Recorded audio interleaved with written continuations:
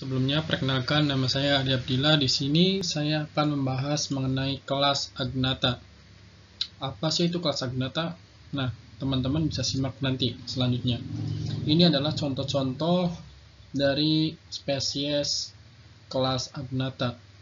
Ada Hafiz dan juga lamprey yang masih hidup sampai saat ini.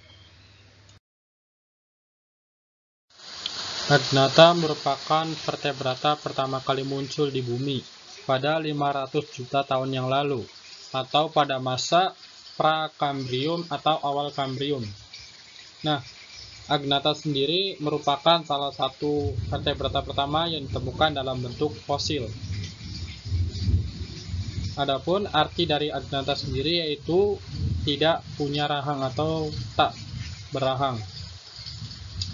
Bisa dilihat pada gambar di sebelah kanan. Di sini merupakan struktur tubuh dari Agnatha. Bisa dilihat di sini hanya terdapat insang, sedangkan rahangnya tidak ada. Berbeda dengan gambar yang di bawah, yaitu Gnatostomata, yang merupakan kebalikan dari Agnatha, yang berarti mempunyai rahang. Ini merupakan proses evolusi dari Agnatha berubah menjadi Gnatostomata. Di sebagian sistem klasifikasi, Agnatha dimasukkan sebagai superkelas, meliputi kelas Silostomata atau hewan bermulut lingkar dan Ostracodermi. Adapun Ostracodermi ini telah punah. Lalu terdapat dua kelompok ikan yang masih hidup sampai sekarang, yaitu Hagfish dan lamprey, dengan total spesiesnya yaitu sebanyak 100. Untuk pembahasan lebih lanjut bisa disimak. Karakteristik Agnatha. Yang pertama, ikan ini adalah ikan yang hidup paling primitif karena tulangnya berupa tulang rawan. Ikan ini juga tidak memiliki sirip, tidak bersisik, dan tidak memiliki rahang. Maka dari itu, secara biologis spesies ini bukan termasuk ikan. Yang ketiga yaitu pernapasan dengan insang, memiliki 5-15 pasang celah insang. Badannya memanjang berbentuk silinder atau gilik, seperti belut atau cacing.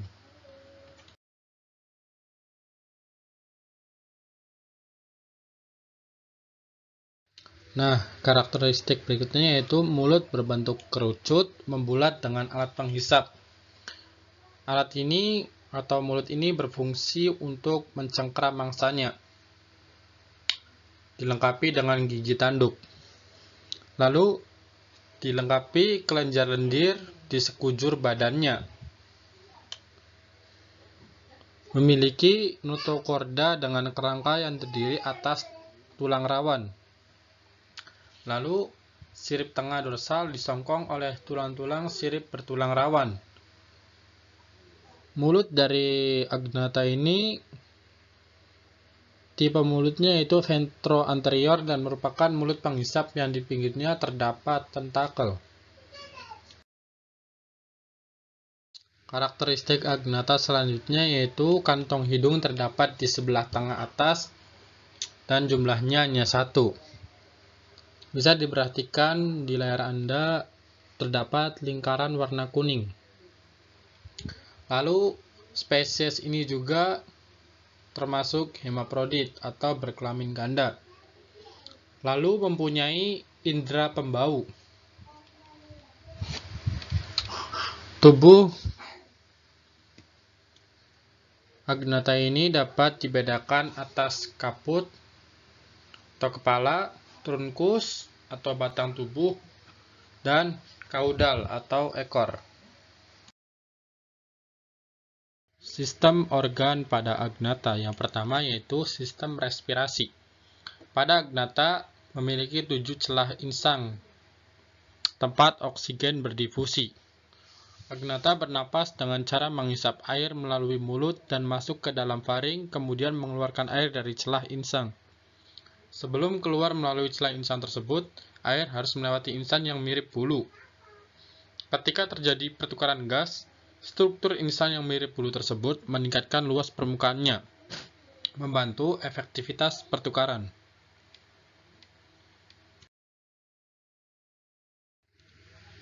Metabolisme. Agnatha termasuk hewan yang suhu tubuh mengikuti suhu lingkungan.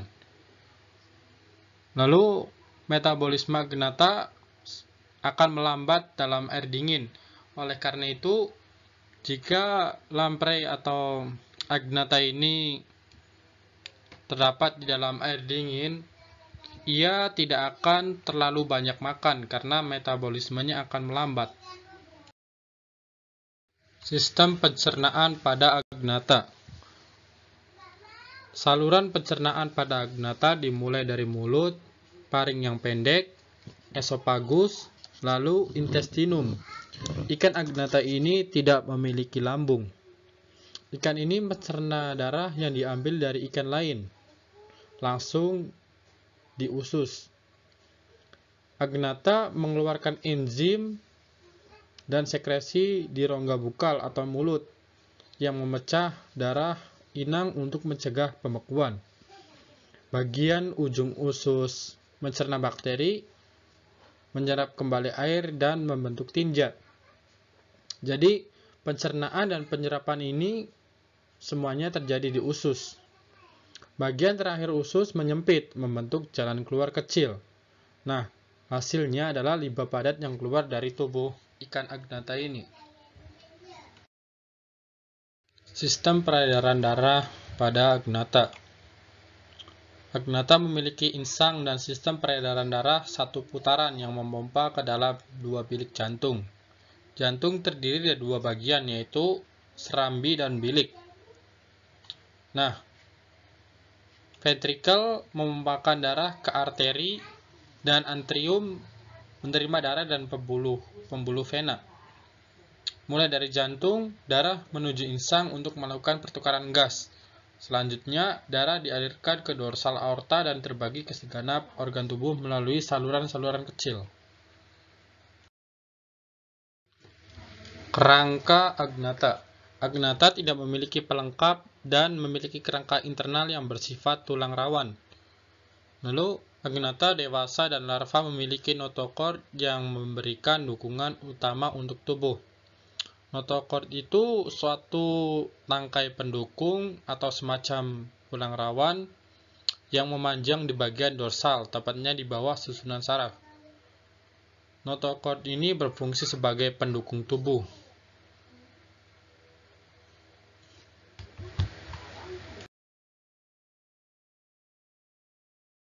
Habitat dan kebiasaan. Nah, ada dua klasifikasi dari Agnatha. Yang pertama yaitu lamprey dan hagfish. Mereka ini terdapat perbedaan, yaitu perbedaan tempat.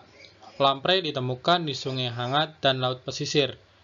Lamprey ini terlahir sebagai larva di air tawar. Selama tahap larva, lamprey biasanya ditemukan di sungai berlumpur atau dasar danau dan memakan mikroorganisme. Tahap ini bisa bertahan hingga 7 tahun. Di akhir stage, lamprey berubah menjadi makhluk mirip belut yang berenang dan biasanya menempel pada ikan untuk diberi makan. Sedangkan hagfish sendiri yaitu banyak ditemukan di lautan dingin, di dasar laut berlumpur. Hagfish ini memakan cacing laut dan invertebrata lainnya. Sistem sensorik atau saraf.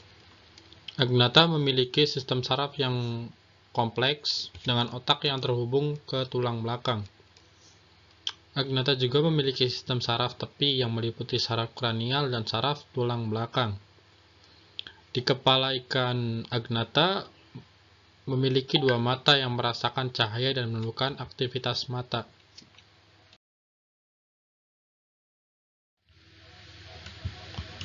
Gerakan atau penggerak. Lamprey dan hagfish berenang dalam gerakan beriak dengan menggerakkan ekor atau sirip ekor secara maju mundur.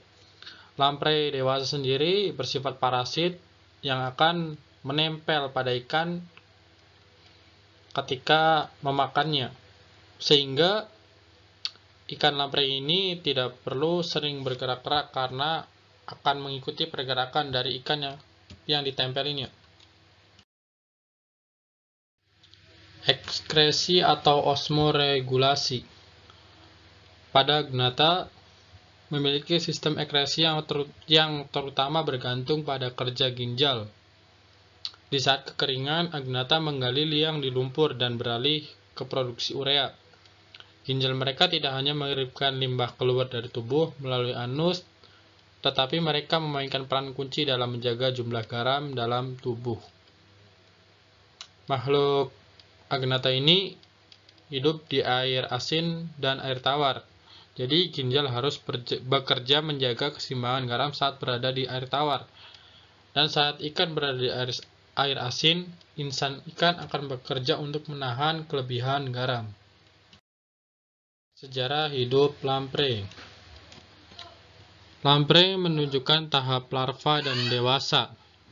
Tahap larva berlangsung selama beberapa tahun, selama tindakan filter lamprey. Saat dewasa, mereka makan dengan parasitisme, yaitu menempel pada ikan dengan mulutnya yang berbentuk lingkaran. Terlihat seperti digambar di layar ini, bahwa lamprey ini akan menempel pada badan atau tubuh ikan yang akan dihinggapinya. Lamprey dewasa hidup di perairan laut, tetapi kembali ke air tawar untuk bertelur. Lalu, setelah bertelur terjadi secara eksternal hingga 10.000 telur dapat diletakkan dalam satu ikan. Lamprey akan segera mati setelah bertelur.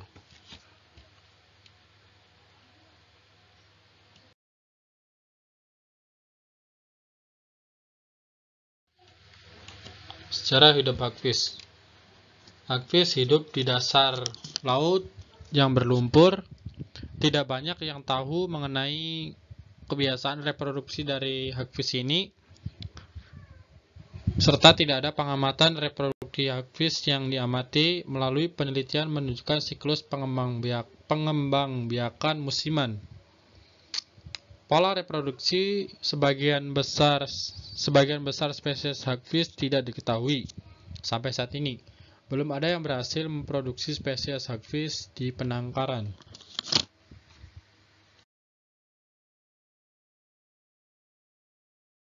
Klasifikasi agnatha. Filumnya yaitu Chordata, subfilumnya agnatha, kelas 1 Ostracodermi, kelas 2 Silostomata. Silostomata sendiri dibedakan atas dua ordo, yaitu Myxiniformes dan Petromyzotiformea. Ada dua klasifikasi yang masih hidup sampai sekarang. Yang pertama yaitu Myxin, contohnya ikan hagfish yang berjumlah 70 spesies di seluruh dunia. Yang kedua Petromyzontida, yaitu contohnya ikan lamprey yang berjumlah 30 spesies.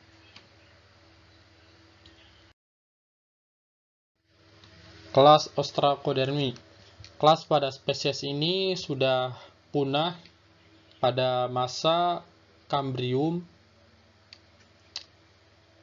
Ostracodermi ini merupakan agnatha air tawar yang sudah menjadi fosil. Tubuhnya menyerupai ikan dengan kepala yang keras seperti pada gambar ini. Kulitnya dilengkapi dengan lempeng tulang keras. Mulutnya berupa seperti celah terletak pada akhir dari kepalanya.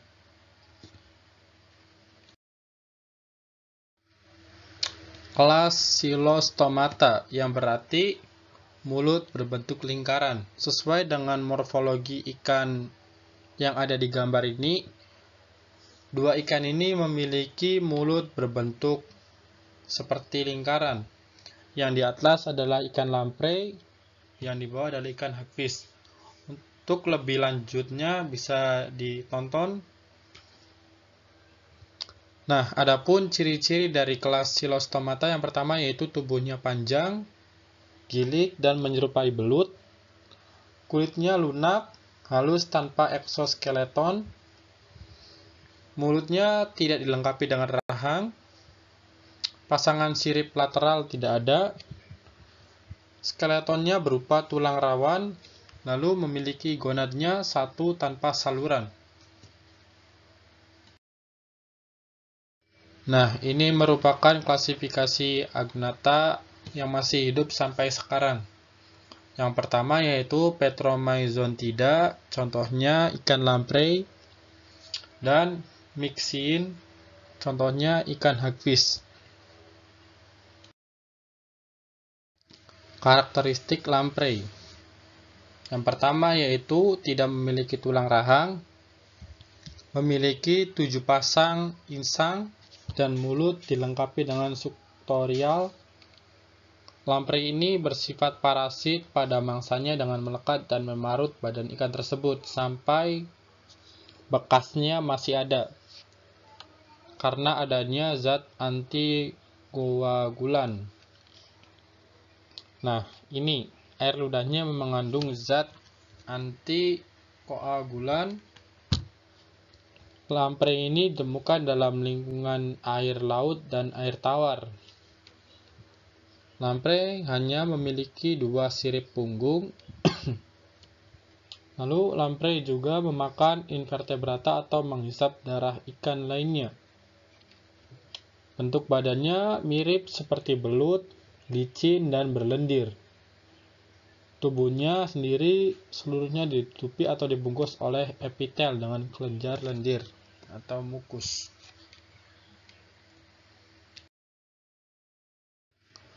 Klasifikasi ikan lamprey. Kingdomnya yaitu Animalia, filumnya Chordata, subfilum Vertebrata, kelasnya yaitu Cephalaspidomorphi, ordonya Petromyzotiformes, famili Petromyzontida, genusnya Petromyzon, spesiesnya yaitu Petromyzon marinus. Nah, ini merupakan anatomi dan morfologi ikan lamprey atau Petromyzon marinus. Teman-teman bisa lihat sendiri ya. Yang pertama yaitu ikan ini tidak memiliki rahang, sudah pasti. Kedua, memiliki notochorda dengan kerangka yang terdiri atas tulang rawan. Memiliki celah insang. Ikan ini adalah ikan yang hidup paling primitif atau sederhana. Lalu memiliki sepasang mata. Badannya memanjang berbentuk silinder, ekornya pipih, kulitnya licin tanpa sisik dan dilengkapi dengan lendir, mukus. Sirip tengah dorsal disongkong oleh tulang-tulang sirip bertulang rawan. Mulutnya ventro anterior dan merupakan mulut penghisap yang pinggirnya terdapat tentakel. Kantong hidung terdapat di sebelah tengah, atas, dan jumlahnya itu hanya 1. Jantung terdiri dari dua ruang, yaitu serambi dan bilik. Ikan ini memiliki darah merah yang berbentuk bulat-bulat dan berinti, serta memiliki butir-butir darah putih. Pada ikan ini, insang terdiri dari 6 sampai 14 pasang, terdapat di sisi paring berbentuk kantong. Ikan ini suhu tubuhnya tidak tetap atau polylilotrem, serta memiliki indera pembau. Nah, karakteristik hagfish. Yang pertama yaitu hagfish ini merupakan hewan berdarah dingin dengan mulut berbentuk lingkaran, serta memiliki gigi dari tanduk, mempunyai lidah, dan kulit tidak bersisik. Lalu pencernaan makanan berupa pipa lurus, mempunyai anus tanpa kloaka. Nah, ikan hagfish yang modern semuanya hidup di laut, hidup di dasar perairan, dan biasanya menggali lubang. Lalu hagfish ini memiliki morfologi seperti belut atau cacing.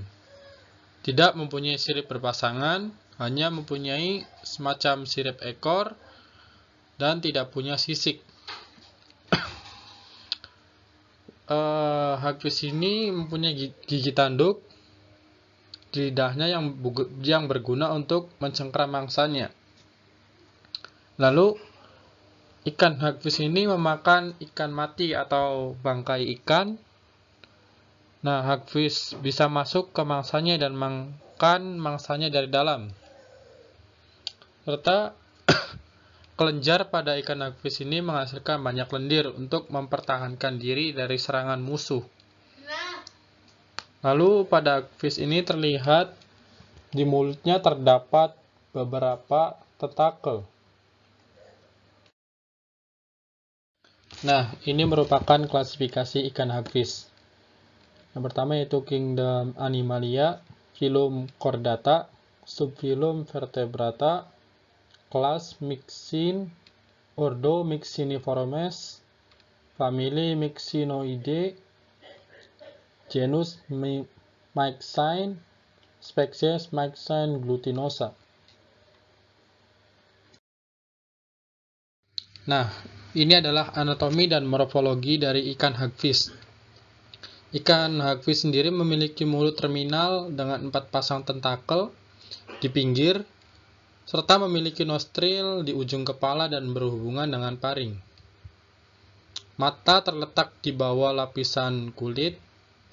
Lalu hagfish memiliki insang sekitar 10-14 pasang. Ikan ini tidak memiliki sirip dorsal, hanya memiliki sirip ekor dan tidak mempunyai sirip berpasangan. Jika dilihat secara morfologi, hagfish ini mirip dengan belut atau cacing. Lalu hagfish ini mempunyai gigi tanduk di lidahnya yang berguna untuk mencengkram mangsanya.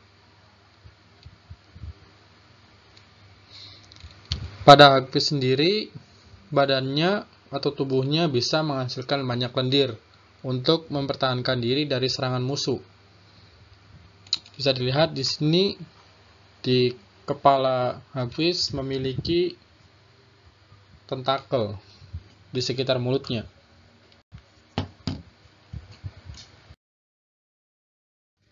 Peranan agnatha yang pertama yaitu agnatha bisa dijadikan kuliner atau makanan untuk dikonsumsi. Yang kedua yaitu sebagai subjek penelitian karena karakteristik fisik lamprey yang terkesan primitif. Adapun peranan yang merugikan yaitu bersifat parasit pada ikan lain karena menghisap sari makanan dari ikan lain untuk bertahan hidup dengan mulutnya yang melingkar seperti itu.